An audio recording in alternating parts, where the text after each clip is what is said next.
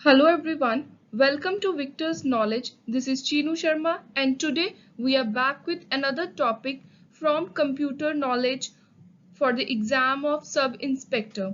So basically today we are going to talk about mobile phones and we'll be dealing with basic conceptual knowledge. So ਜਿਹੜਾ ਆਪਣਾ syllabus ਹੈ Punjab sub inspector ਦਾ ਉਹਦੇ ਵਿੱਚ specifically mentioned ਹੈ ਕਿ mobile phones ਦਾ ਸਿਰਫ basic concept ਆਪਾਂ ਨੇ ਕਰਨਾ ਹੈ. So ਹੁਣ ਆਪਾਂ start ਕਰਦੇ ਹਾਂ. So we are starting with the history of mobile phones. History ਦੇ ਵਿੱਚੋਂ ਦੋ question ਬਹੁਤ important ਬਣਦੇ ਨੇ. ਪਹਿਲੀ ਚੀਜ਼ ਕਿ ਸਭ ਤੋਂ ਪਹਿਲਾਂ ਕਿਹਦਾ ਆਈਡੀਆ ਸੀ, ਕਿਹੜੀ ਕੰਪਨੀ ਤੇ ਕਿਹੜੇ ਇਨਸਾਨ ਨੇ ਸਟਾਰਟ ਕੀਤਾ. ਦੂਜੇ ਨੰਬਰ ਤੇ ਇੱਕ ਇੰਪੋਰਟੈਂਟ ਫੀਚਰ ਦੀ ਗੱਲ ਕਰਾਂਗੇ ਕਿ ਉਹ ਸਭ ਤੋਂ ਪਹਿਲਾਂ ਕਦੋਂ ਆਇਆ. ਸੋ ਹੁਣ ਆਪਾਂ ਪਹਿਲਾਂ ਮੋਬਾਈਲ ਫੋਨ ਦੀ ਹਿਸਟਰੀ ਤੋਂ ਸਟਾਰਟ ਕਰਦੇ ਹਾਂ. 1973 ਦੇ ਵਿੱਚ ਡਾਕਟਰ ਮਾਰਟਿਨ ਕੂਪਰ, ਇਹ ਨਾਮ ਬਹੁਤ ਹੀ ਜ਼ਿਆਦਾ ਇੰਪੋਰਟੈਂਟ ਹੈ, ਇਹ ਜਨਰਲ ਮੈਨੇਜਰ ਸੀ ਮਟਰੋਲਾ ਕੰਪਨੀ. ਸੋ ਮਟਰੋਲਾ ਬਾਰੇ ਇਹ ਕੁਐਸਚਨ ਐਗਜ਼ਾਮ ਵਿੱਚ 5-6 ਵਾਰੀ ਆ ਚੁੱਕਿਆ ਕਿ ਪਹਿਲੀ ਕਿਹੜੀ ਕੰਪਨੀ ਨੇ ਮੋਬਾਈਲ ਫੋਨ ਨੂੰ ਸਟਾਰਟ ਕੀਤਾ ਸੀ. ਸੋ ਮਟਰੋਲਾ ਕਮਿਊਨੀਕੇਸ਼ਨ ਸਿਸਟਮ ਡਿਵੀਜ਼ਨ ਨੇ ਪਹਿਲਾ ਪਬਲਿਕ ਮੋਬਾਈਲ ਫੋਨ ਕਾਲ ਇੱਕ ਡਿਵਾਈਸ ਦੇ ਉੱਤੇ ਕੀਤਾ ਜਿਹਦਾ ਕਿ ਭਾਰ ਸੀ 1.1 kg. ਸੋ ਇਸ ਇੱਕ ਪੈਰੇ ਚੋਂ ਤੁਹਾਡੇ 2-3 ਇੰਪੋਰਟੈਂਟ ਕੁਐਸਚਨ ਨਿਕਲਦੇ ਨੇ. ਫਿਰ ਮਟਰੋਲਾ ਨੇ 3 ਅਪ੍ਰੈਲ 1973 ਨੂੰ ਇਹ ਪਹਿਲੀ ਕੰਪਨੀ ਬਣੀ ਜਿਨੇ ਕਿ ਪਹਿਲਾ ਹੈਂਡਹੈਲਡ ਮਤਲਬ ਕਿ ਹੱਥ ਵਿੱਚ ਫੜ ਕੇ ਰੱਖਣ ਵਾਲਾ ਮੋਬਾਈਲ ਫੋਨ ਤਿਆਰ ਕੀਤਾ. These early mobile phone ਜਿਹੜੇ ਇਹ ਪਹਿਲੇ ਮੋਬਾਈਲ ਫੋਨ ਸੀ, ਇਹਨਾਂ ਨੂੰ ਆਪਾਂ 0G, ਜਿਵੇਂ ਹੁਣ 4G ਹੈ, 3G ਹੈ, 5G ਵੀ ਈਵਨ ਆ ਰਿਹਾ ਹੈ. ਸੋ ਇਹ 0G ਫੋਨ ਸੀ, ਮਤਲਬ 0 ਜਨਰੇਸ਼ਨ ਦੇ. ਨੈਟ ਵਗੈਰਾ ਦੀ ਇਹਦੇ ਵਿੱਚ ਕੋਈ ਵੀ ਫੈਸਿਲਿਟੀ ਨਹੀਂ ਸੀ. So Dr. Martin Cooper, General Manager at Motorola Communication System Division, made the first public mobile phone call. ਪਹਿਲੀ call ਕੀਤੀ ਤੇ first company to mass produce the first handheld mobile phone. So ਆਪਾਂ ਨੇ ਇਹਦੇ ਵਿੱਚੋਂ 1973 3 April 1.1 kg ਤੇ doctor Martin Cooper and Motorola ਦਾ ਨਾਮ ਯਾਦ ਰੱਖਣਾ. ਫਿਰ ਦੂਜੀ ਹਿਸਟੋਰੀਕਲ ਇੰਪੋਰਟੈਂਟ ਚੀਜ਼ ਆਉਂਦੀ ਹੈ ਮੋਬਾਈਲ ਫੋਨ ਨਾਲ ਰਿਲੇਟਡ, SMS ਦੀ ਸਰਵਿਸ.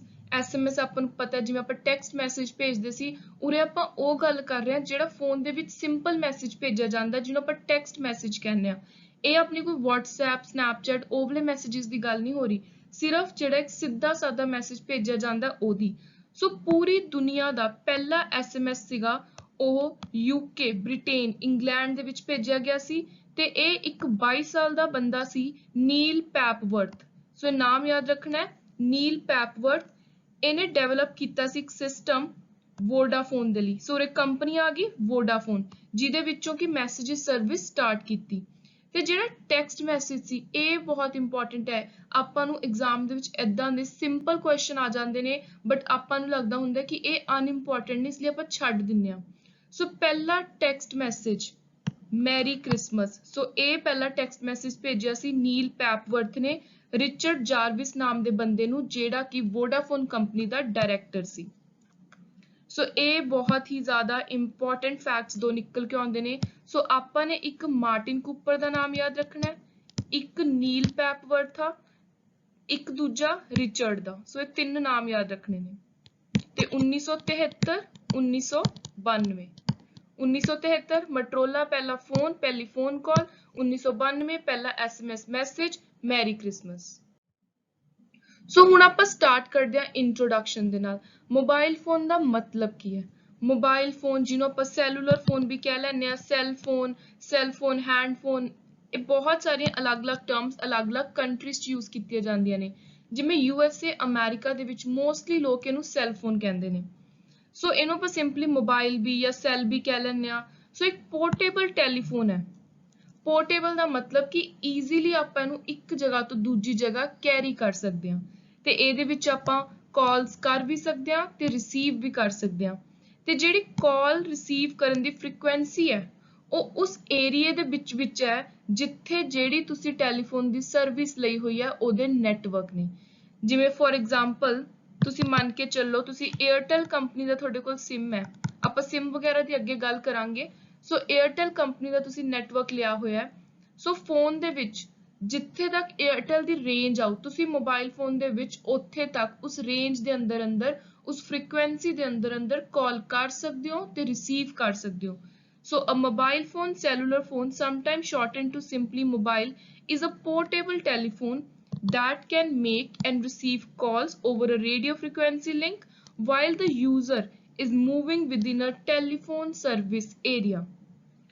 So ਜਿਹੜਾ radio frequency link ਹੈ ਮੈਂ ਤੁਹਾਨੂੰ ਦੱਸਿਆ ਕਿ ਇੱਕ ਪ੍ਰੋਪਰ ਫ੍ਰੀਕੁਐਂਸੀ ਹੁੰਦੀ ਹੈ, ਇੱਕ ਜਾਲ ਵਿਸ਼ਾ ਹੁੰਦਾ ਤੁਹਾਡੇ ਨੈਟਵਰਕ ਦਾ, ਉਸ ਜਾਲ ਦੇ ਅੰਦਰ ਹੀ ਆਪਾਂ ਉਸ ਨੈਟਵਰਕ ਦੀ, ਉਸ ਕੰਪਨੀ ਦੀਆਂ ਕਾਲਸ ਕਰ ਸਕਦੇ ਹਾਂ ਤੇ ਰਿਸੀਵ ਕਰ ਸਕਦੇ ਹਾਂ ਆਪਣੇ ਫੋਨ ਚੋਂ.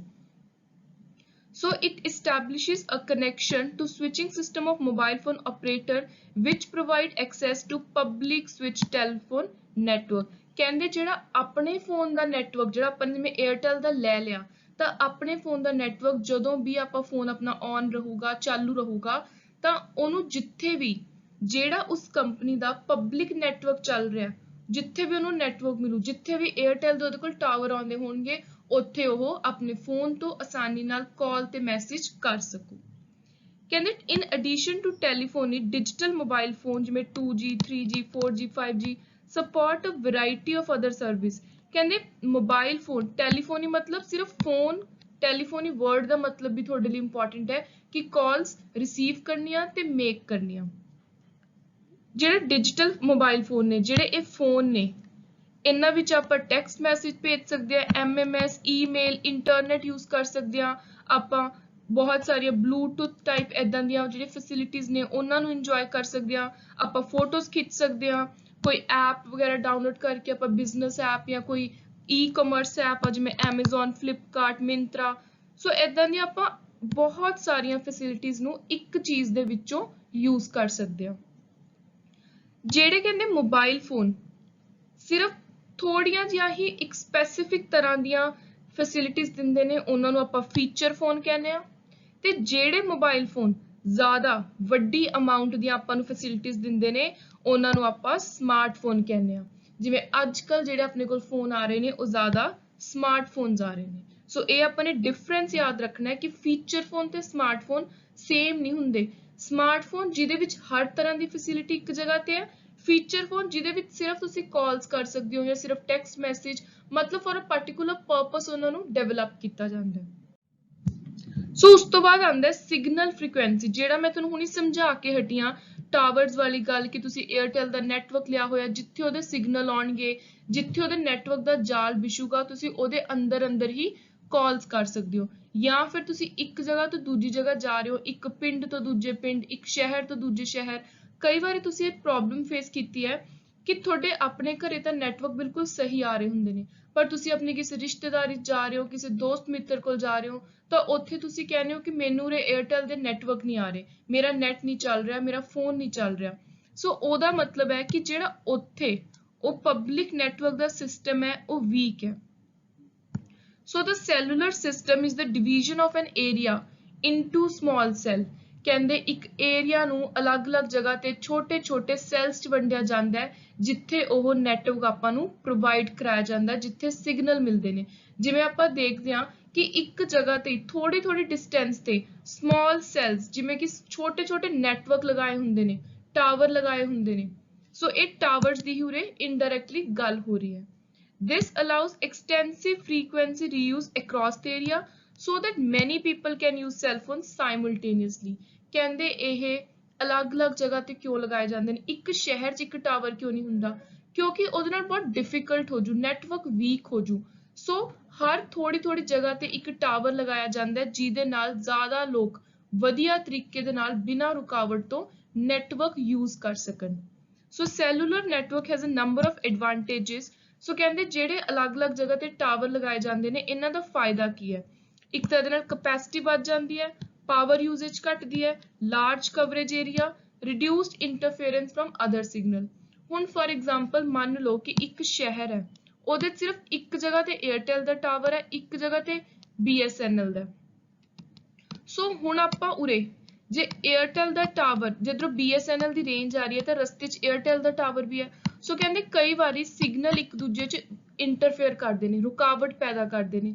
ਸੋ ਇਹੀ ਰੁਕਾਵਟ ਨੂੰ ਰੋਕਣ ਦੇ ਲਈ ਅਲੱਗ-ਅਲੱਗ ਜਗ੍ਹਾ ਸਮਾਲ ਸੈਲਸ ਦੇ ਵਿੱਚ ਟਾਵਰ ਲਗਾਏ ਜਾਂਦੇ ਨੇ. ਸੋ ਇਹ ਆਪਣਾ ਸਿਗਨਲ ਫ੍ਰੀਕੁਐਂਸੀ ਇਨ ਸੈੱਲ ਫੋਨ।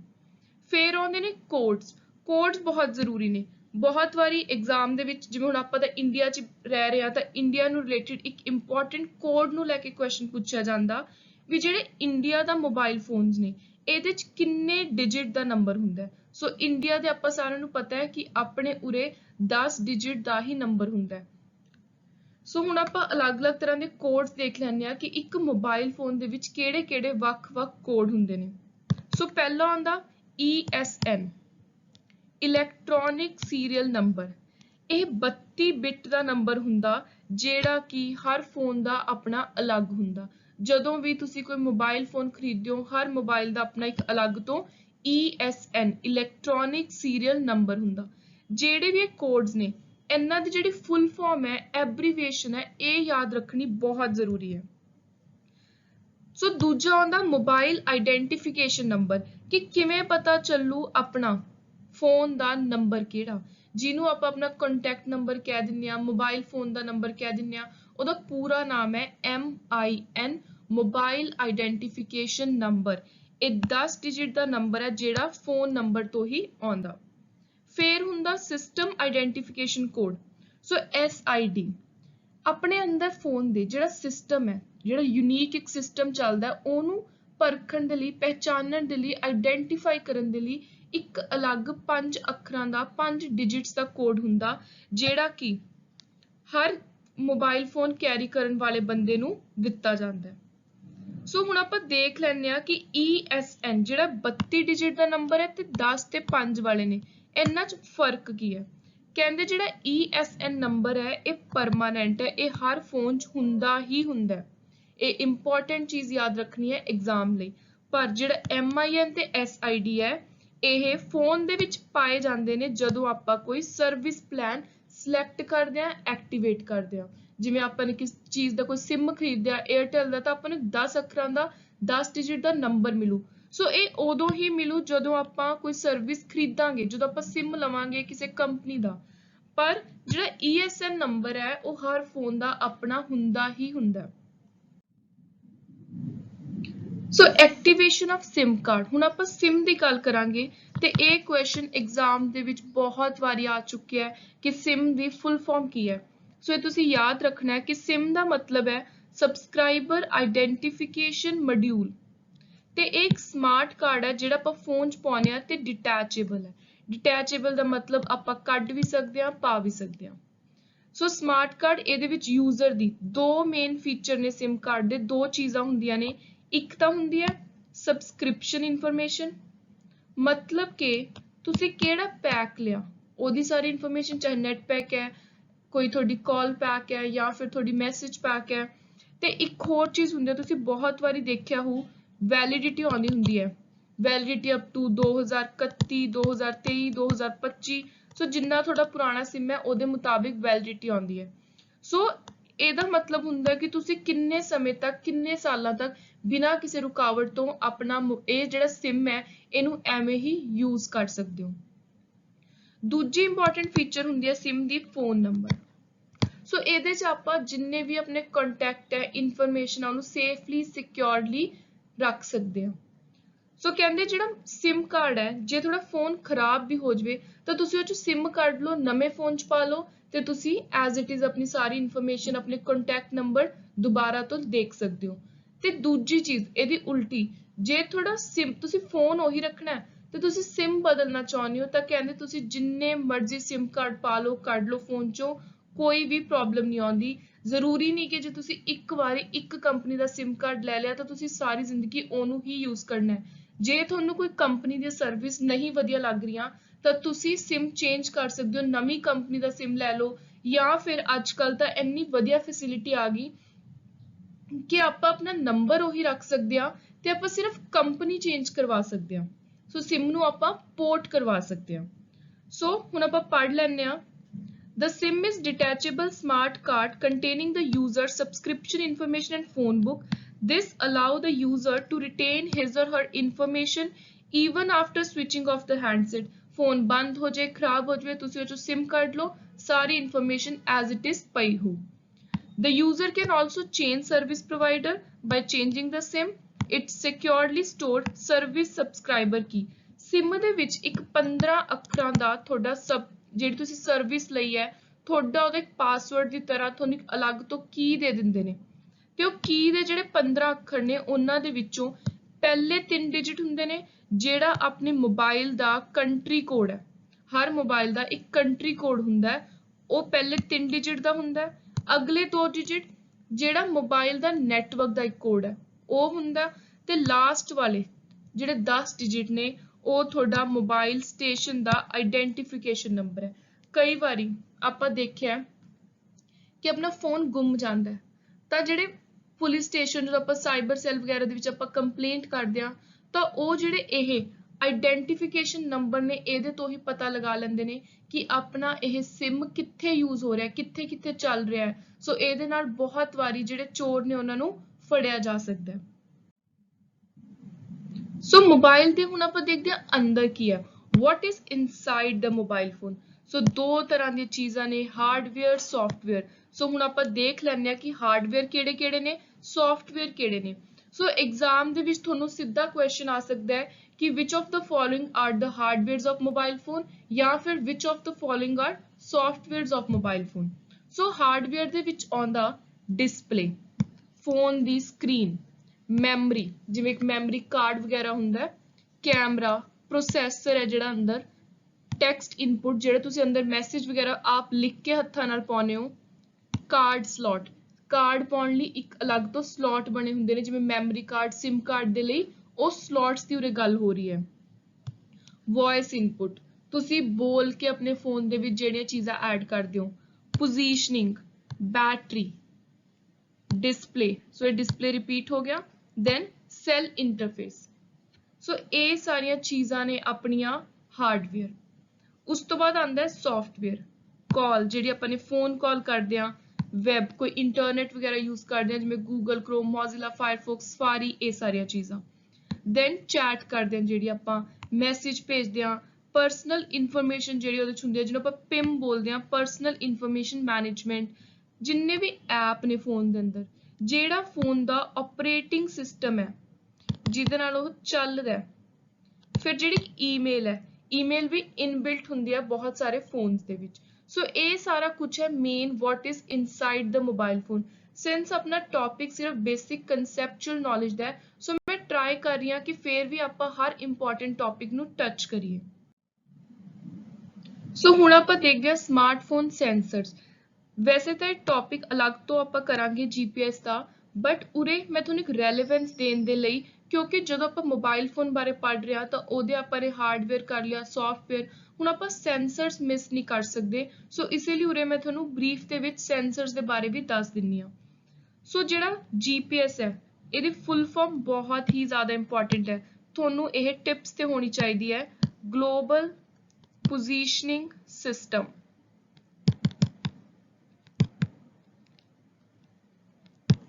सो GPS ਇਹਦੇ ਨਾਲ ਕੀ ਹੁੰਦਾ ਬੇਸਿਕਲੀ ਜਿਹੜਾ GPS ਦਾ ਸਿਸਟਮ ਹੈ ਇੱਕ satellite based radio navigation system ਹੈ ਜਿਹਦੇ ਨਾਲ ਕੀ ਇੱਕ ਹੋਰ ਇੰਪੋਰਟੈਂਟ ਚੀਜ਼ ਹੈ ਕਿ ਕਿਹੜੀ ਕੰਪਨੀ ਦਾ ਸਿਸਟਮ ਹੈ ਇਹ USA ਗਵਰਨਮੈਂਟ ਦਾ ਸਿਸਟਮ ਹੈ ਜਿਹੜਾ GPS ਵੈਸੇ ਸਿਸਟਮ ਹੈ ਤੇ ਇਹਦੇ ਵਿੱਚ ਕੀ ਹੈ ਕਿ ਆਪਾਂ ਇੱਕ ਲੋਕੇਸ਼ਨ ਦੇਖ ਸਕਦੇ ਹਾਂ ਕਿ ਇੱਕ ਫੋਨ ਦੀ ਲੋਕੇਸ਼ਨ ਕਿੱਥੇ ਹੈ ਸੋ ਉਹ ਲੋਕੇਸ਼ਨ ਨੂੰ ਅਲਾਉ ਕਰਕੇ ਆਪਾਂ GPS ਔਨ ਕਰਕੇ ट्रैक कर सकते हैं आप अपनी लाइव लोकेशन शेयर कर सकते हैं गूगल मैप्स की आप फैसिलिटी अवेल कर सकते हैं ये सारी चीज़ां GPS नाल ने दूजी चीज़ जिवें हुण मैं तुहानूं अपने अजकल दे यूथ दी एक एग्जांपल दे के समझा दिंनी आ कि स्नैपचैट इंस्टाग्राम दे विच तुसीं देखिया होऊगा कि एक लोकेशन आउंदी हुंदी है आपां जिथे भी फोटो खिच्ची है तां आपां नीचे स्नैपचैट दे ऑटोमैटिक लोकेशन आ जांदी है जे अपने फोन दा GPS ऑन है तां ओह लोकेशन आउंदी है ਤੇ ਉਹ ਆਪਣੇ ਫੋਨ ਦੀ ਪੋਜੀਸ਼ਨਿੰਗ ਕਿੱਥੇ ਆਪਾਂ ਯੂਜ਼ ਕਰ ਰਹੇ ਹਾਂ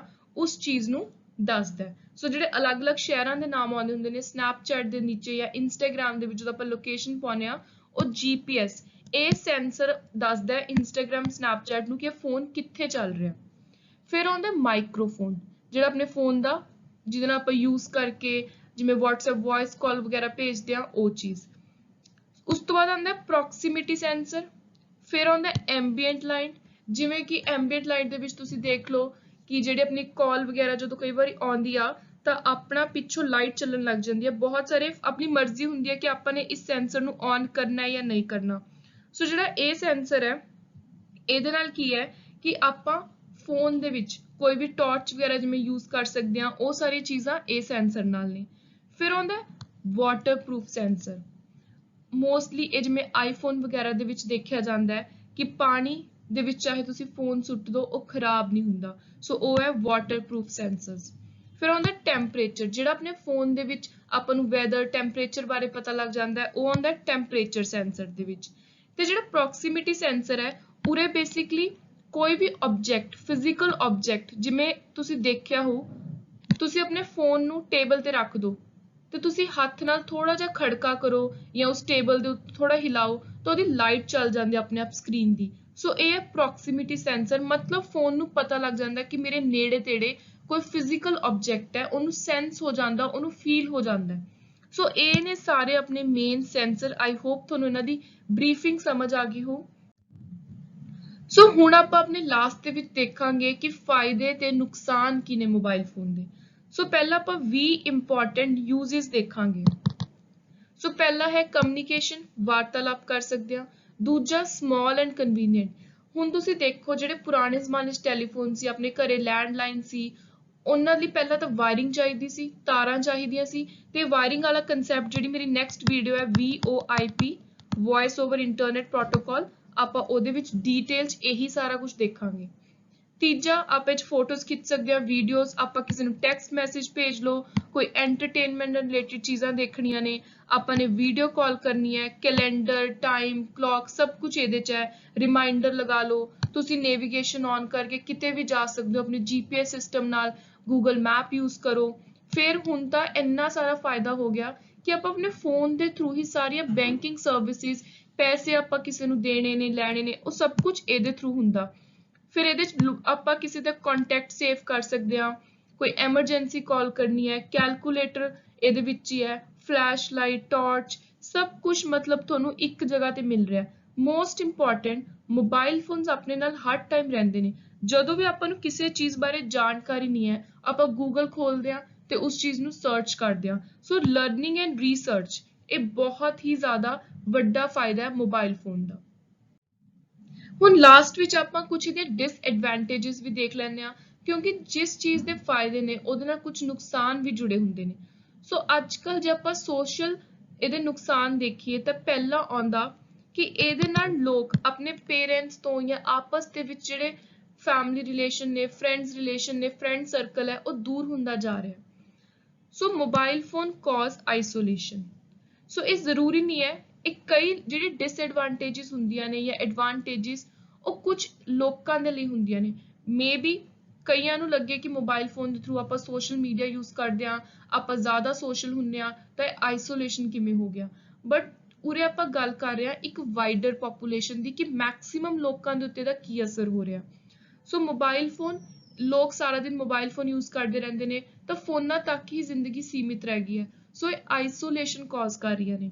ਫਿਰ ਇਹਦੇ ਨਾਲ ਕਈ ਲੋਕ ਸਮਝਦੇ ਨੇ ਕਿ ਟਾਈਮ ਵੀ ਵੇਸਟ ਹੁੰਦਾ, ਆਪਾਂ ਨੂੰ ਇਹਦੀ ਐਡਿਕਸ਼ਨ ਹੋ ਜਾਂਦੀ ਹੈ, ਇਹਦੀ ਲੱਤ ਲੱਗ ਜਾਂਦੀ ਹੈ, ਡਿਸਟਰੈਕਸ਼ਨ ਦਾ ਬਹੁਤ ਵੱਡਾ ਕਾਰਨ ਬਣਦੇ ਨੇ। ਆਪਾਂ 5 ਮਿੰਟ ਪੜ੍ਹਨ ਬੈਠਦੇ ਹਾਂ ਤਾਂ ਆਪਾਂ ਜਦ ਹੀ ਆਪਣਾ ਫੋਨ ਚੈੱਕ ਕਰਦੇ ਹਾਂ, ਆਪਾਂ ਆਪਣੀ ਇੰਸਟਾਗ੍ਰਾਮ, ਸਨੈਪਚੈਟ ਜਿਹੜੀ ਆਪਣੀ ਫੀਡ ਹੈ ਉਹ ਦੇਖ ਕੇ ਜਦ ਹੀ ਬੰਦ ਕਰ ਦਿੰਦੇ ਹਾਂ। ਸੋ ਦੇਖਣਾ ਬੰਦ ਕਰਨਾ, ਚਾਹੇ ਆਪਾਂ ਇਹ ਕਹੀਏ ਕਿ ਅਸੀਂ ਤਾਂ ਯੂਜ਼ ਨਹੀਂ ਕਰ ਰਹੇ, ਸਿਰਫ ਫੀਡ ਨੂੰ 1 ਮਿੰਟ ਦੇਖ ਕੇ ਬੰਦ ਕਰ ਰਹੇ ਹਾਂ, ਤਾਂ ਇਹ ਚੀਜ਼ ਕੀ ਹੈ, ਇਹ ਡਿਸਟਰੈਕਸ਼ਨ ਹੀ ਹੈ, ਆਪਣਾ ਮਾਈਂਡ ਉੱਧਰ ਹੀ ਹੈ।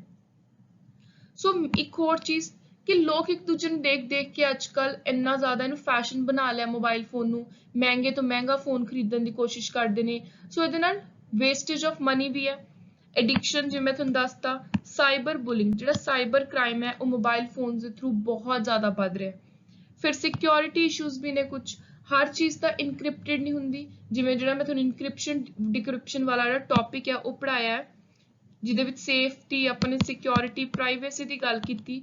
ਬਹੁਤ ਸਾਰੇ ਫਰਾਡ ਹੋ ਰਹੇ ਨੇ, ਆਨਲਾਈਨ ਫਰਾਡ, ਫੋਨ ਕਾਲ ਦੇ ਥਰੂ। ਆਪਾਂ ਨੂੰ ਤੁਸੀਂ ਦੇਖਿਆ ਹੋ ਅੱਜ ਕੱਲ ਵੈਸੇ ਹੀ ਮੈਸੇਜ ਆਉਂਦੇ ਰਹਿੰਦੇ ਨੇ ਕਿ ਤੁਸੀਂ ਇਹ ਲੋਟਰੀ ਜਿੱਤੀ ਹੈ 10 ਲੱਖ ਦੀ, ਤੁਸੀਂ ਇਹ ਕਾਰ ਜਿੱਤੀ ਹੈ।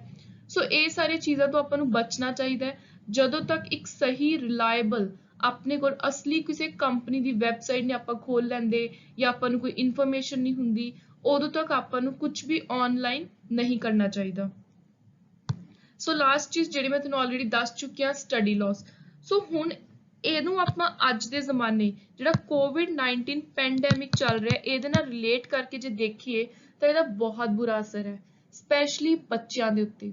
ਬੱਚਿਆਂ ਨੂੰ ਇਹਦੀ ਐਡਿਕਸ਼ਨ ਹੋ ਗਈ ਹੈ। ਨਰਸਰੀ ਕਲਾਸ ਦਾ ਬੱਚਾ, ਕਿੰਡਰਗਾਰਟਨ ਦਾ, LKG ਦਾ, ਫਰਸਟ ਸੈਕਿੰਡ ਕਲਾਸ, ਸਾਰਿਆਂ ਬੱਚਿਆਂ ਦਾ ਜਿਹੜਾ ਕੰਮ ਹੈ ਉਹ ਮੋਬਾਈਲ ਫੋਨਸ ਦੇ ਥਰੂ ਆਨਲਾਈਨ ਕਰਵਾਇਆ ਜਾ ਰਿਹਾ। ਸੋ ਇਹਦੇ ਨਾਲ ਇੱਕ ਤਾਂ ਆਈਸਾਈਟ ਉੱਤੇ ਬਹੁਤ ਫਰਕ ਪੈ ਰਿਹਾ, ਬੱਚਿਆਂ ਦਾ ਜਿਹੜੀ ਮੈਂਟਲ ਡਿਵੈਲਪਮੈਂਟ ਆ ਉਹ ਨਹੀਂ ਹੋ ਪਾ ਰਹੀ। ਸੋ ਜਦੋਂ ਜ਼ਿਆਦਾ ਪਹਿਲਾਂ ਕੀ ਹੁੰਦਾ ਸੀ, ਬੱਚੇ ਦਿਨ 'ਚ ਸਕੂਲ ਜਾਂਦੇ ਸੀ, ਆ ਕੇ ਸ਼ਾਮ ਨੂੰ ਬਾਹਰ ਖੇਡਦੇ ਸੀ ਗਲੀ ਦੇ ਵਿੱਚ। ਹੁਣ ਉਹ ਪੂਰਾ ਦਿਨ ਹੀ ਰੈਂਡਮ ਟਾਈਮ ਤੇ ਕਲਾਸਿਸ ਚੱਲ ਰਹੀਆਂ ਨੇ, ਸੋ ਬੱਚੇ ਪੂਰਾ ਦਿਨ ਫੋਨ ਦੇ ਉੱਤੇ ਲੱਗੇ ਰਹਿੰਦੇ ਨੇ। ਸੋ ਇਹਦੇ ਨਾਲ ਉਹਨਾਂ ਦੀ ਮੈਂਟਲ ਡਿਵੈਲਪਮੈਂਟ ਨਹੀਂ ਹੋ ਪਾ ਰਹੀ, ਆਊਟਡੋਰ ਗੇਮਸ ਬਹੁਤ ਘੱਟ ਗਈਆਂ। ਸੋ ਇਹ ਸਾਰੇ ਮੇਨ ਕੁਝ ਡਿਸਐਡਵਾਂਟੇजेस ਨੇ ਮੋਬਾਈਲ ਫੋਨ ਦੇ। ਐਂਡ ਆਈ ਹੋਪ ਤੁਹਾਨੂੰ ਜਿਹੜਾ ਬੇਸਿਕ ਕੰਸੈਪਚੁਅਲ ਨੌਲੇਜ ਟੌਪਿਕ ਹੈ ਮੋਬਾਈਲ ਫੋਨਸ ਨਾਲ ਰਿਲੇਟਡ ਇਹ ਸਮਝ ਆ ਗਿਆ ਹੋ, ਕਲੀਅਰ ਹੋ ਗਿਆ ਹੋ। ਤੇ ਨੈਕਸਟ ਵੀਡੀਓ ਦੇ ਵਿੱਚ ਮੈਂ ਗੱਲ ਕਰੂੰਗੀ VoIP, voice over internet protocol the. So please do like, share, comment and also keep supporting my channel Victor's Knowledge. Thank you.